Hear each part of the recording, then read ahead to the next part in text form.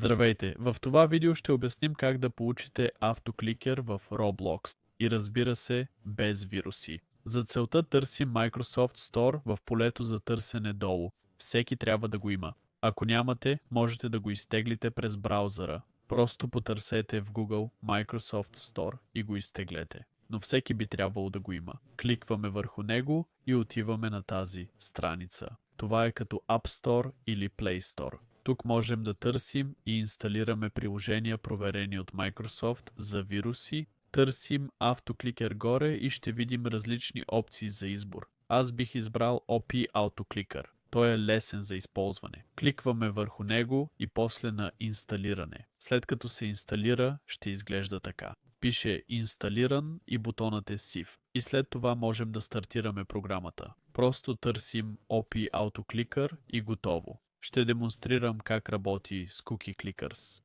но работи по същия начин и в Roblox. Просто нямам Roblox на този компютър. Важно е колко милисекунди между кликовете, после кой бутон на мишката да се натиска, левият или десният, и колко дълго да се повтаря. Докато натисна стоп или за определено време. За бързо кликане сложи 1 мм и натисни F6. Отивам на бисквитката F6 и получавам много. За да спра, натискам F6 отново и спира. Ето колко лесно се ползва автокликер в Roblox. Ако видеото помогна, моля, харесайте. Чао!